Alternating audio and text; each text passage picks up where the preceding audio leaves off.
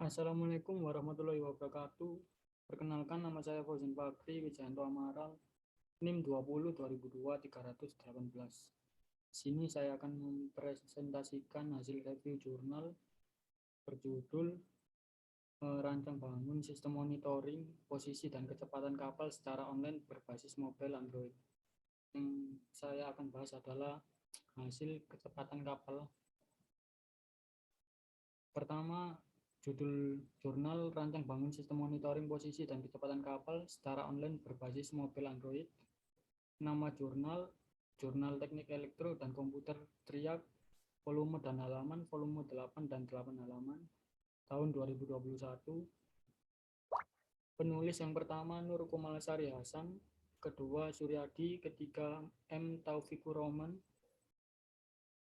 Diterbitkan di Universitas Hang Tuah Surabaya, Jalan Arif Rahman Hakim nomor 105 Sukolilo, Surabaya 6011 Jawa Timur.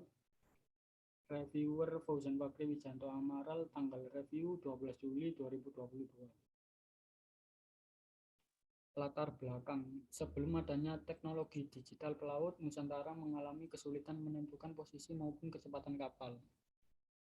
Pemantauan situasi dan kondisi pada transportasi secara jarak jauh merupakan hal penting dalam dunia transportasi, khususnya pada kapal laut. Hal ini dibutuhkan untuk menghindari terjadinya kecelakaan transportasi yang selama ini sering terjadi di tanah air. Selain itu, masalah yang sampai saat ini yang masih sering terjadi adalah ketidakakuratan dalam pendeteksian posisi dan kecepatan kapal selain faktor alam dan cuaca buruk. Dari permasalahan tersebut, maka pada penelitian ini akan mengembangkan sebuah sistem rancang bangun aplikasi Android untuk mendeteksi keadaan posisi dan kecepatan kapal, serta memudahkan kebandaran dalam monitor posisi dan kecepatan kapal pada saat berlayar dengan mengaplikasikan mikrokontroler dan beberapa sensor seperti flow meter yang berfungsi untuk mengetahui kecepatan laju kapal dan global position system GPS untuk mengetahui lokasi koordinat kapal. Diagram block system. Yang pertama, data koordinat. Data koordinat berfungsi untuk mengetahui posisi kapal.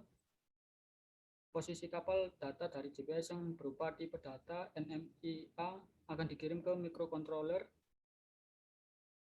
Arduino. Di dalam mikrokontroler akan terjadi pengolahan data yang dibutuhkan, yaitu data longitude dan latitude, kemudian data kecepatan kapal. Sensor yang digunakan untuk mengatur debit fluida, output data dari sensor berupa data digital dan akan dikirim ke mikrokontroler, dan di dalam mikrokontroler akan dikonversi menjadi data kecepatan kapal. Kemudian pada diagram blok pengirim yang ada di dalam gambar, pengirim merupakan rangkaian dari penerima yang dipancarkan dari modul GPS dan sensor water flow. Kemudian untuk mengirim data yang telah ditangkap oleh modul GPS dan sensor akan dikelola mikrokontroler yang terdapat pada modul ISP. Datanya menggunakan serial TX dan RX yang terdapat pada pin modul GPS. Kemudian untuk penerimanya sendiri pada sistem ini, handphone atau Android berfungsi sebagai penerima data yang sudah diolah dan ditampilkan pada layar handphone, sedangkan untuk data dari handphone sendiri akan dikirim ke kapal melalui media internet.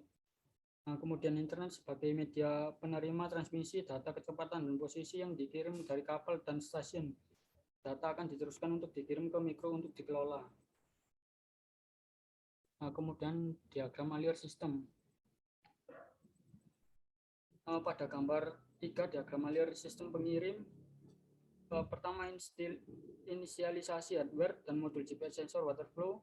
Alat GPS akan mengirim sinyal data latitude, longitude, kecepatan dan jarak tempuh dari satelit yang di orbit bumi. Untuk sensor waterflow-nya sendiri akan mengirim data kecepatan kapal. Setelah alat GPS menerima data latitude, longitude, kecepatan dan jarak tempuh, kemudian data GPS dan sensor waterflow dikirim ke server TeamSpeak melalui modul ESP8266 melalui internet. Jika tidak terhubung dengan jaringan internet, maka alat akan mengambil data terus-menerus hingga terhubung ke jaringan internet untuk mengirim data ke server. Kemudian untuk gambar 4, diagram alir tampilan Android. Mulai menyalakan smartphone dan masuk pada aplikasi yang telah terprogram pada alat menghubungkan ke internet untuk proses pengambilan data kecepatan dan posisi. Setelah mendapatkan data posisi dan kecepatan, kemudian data ditampilkan pada smartphone. Setelah menampilkan data posisi dan kecepatan, terdapat interval 5 detik. Nah, untuk data pengujian sensor kecepatan laju kapal, data yang diambil pertama, lokasi pertama, putaran keren cepat 0,41448 km per jam, putaran keran sedang 0,13816 km per jam, putaran keran pelan 0,03884 km per jam. Sensor kecepatan laju kapal yang diasumsikan menggunakan sensor water flow ini sebagai pembaca kecepatan laju pada kapal. Pada pengujian sensor ini dilakukan pada aliran air. Sensor tipe ini memiliki rotor dan transducer Hall effect di dalamnya untuk mendeteksi putaran rotor ketika fluida melewatinya. Putaran tersebut akan menghasilkan pulsa digital yang banyaknya sebanding dengan banyaknya fluida yang mengalir melewati satuan dari keluarannya berupa sinyal pulse hello.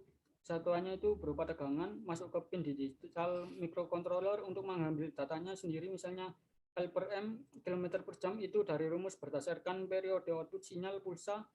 Tujuan dari pengujian ini adalah untuk mendapatkan jumlah debit air dalam satuan kilometer per jam untuk membaca kecepatan laju pada kapal sesuai debit aliran air yang terbaca pada sensor. Nah, ini merupakan data pengujian sensor water flow. Nah, kesimpulan, hasil dari data kecepatan mencapai tingkat keberhasilan sesuai dengan yang diinginkan berdasarkan prediksi dari aplikasi pada Android. Prediksi tersebut dipengaruhi oleh kecepatan akses internet pada lokasi tersebut. Semakin cepat aksesnya, maka semakin akurat prediksi kecepatan yang dihitung berdasarkan jarak tempuh dan waktu tempuhnya. Nah, sekian dari saya. Wassalamualaikum warahmatullahi wabarakatuh.